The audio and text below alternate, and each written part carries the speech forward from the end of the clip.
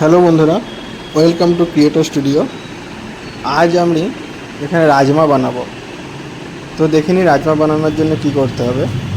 প্রথমে একটা কড়াইয়েতে তেল ঢেলে নিলাম এবং তেলটা গরম হওয়া পর্যন্ত অপেক্ষা করব।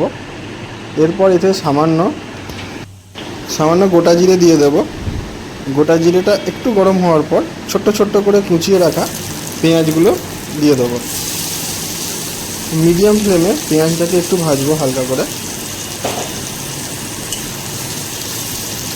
ভালো করে নেড়েচেড়ে নেওয়ার পর এর মধ্যে কুচিয়ে রাখা কাঁচা লঙ্কাগুলো দিয়ে দেবো। কাঁচা লঙ্কাগুলো দিয়ে নাড়তে নাড়তে এরপরে আদা আর রসুন বাটা একসঙ্গে দিয়ে দেবো।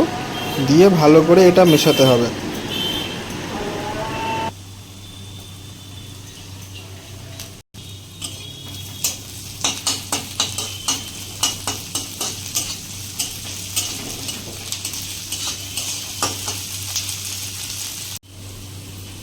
হলুদ গুঁড়ো দিয়ে দিলাম, লঙ্কা গুঁড়ো, ধনে গুঁড়ো 1 চামচ, জিরে গুঁড়ো 1 চামচ,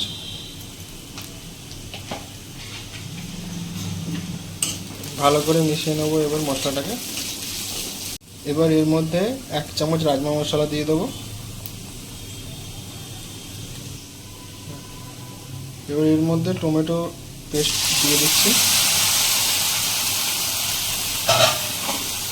এবার স্বাদ মতো লবণ দিয়ে দেবো এতে। দিয়ে পুরো মশলাটাকে কষতে হবে যতক্ষণ না মশলাটা থেকে তেল ছেড়ে বেরিয়ে আসে। ধীরে ধীরে মশলাটা এবার কষতে থাকবো। মশলা কষাটা হয়ে গেছে, মশলা থেকে তেল ছেড়ে দিয়েছে। এবার এর মধ্যে আগে থেকে ভিজিয়ে রাখার পর সেদ্ধ করে নেওয়া রাজমাগুলো দিয়ে দেবো। দিয়ে একটু ভালো করে নেড়ে জল দিয়ে 15 মিনিট ফোটাবো ধীরে ধীরে।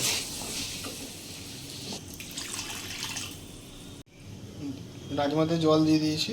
এবার এটাকে 15 মিনিট ধরে লো ফ্লেমে ঢাকা দিয়ে ফুটিয়ে নেব যাতে রাজমার ভেতরে মশলাগুলো ঢুকে যায়। রাজমা আমাদের প্রায় 15 মিনিট ফুটে রেডি হয়ে গেছে। এবার শেষে নামানোর আগে এর মধ্যে দিয়ে দেবো অল্প একটু গরম মশলা, এতে সুন্দর টেস্ট আসে। দিয়ে একটু ভালো করে নেড়ে চেড়ে এবার নামিয়ে নেব।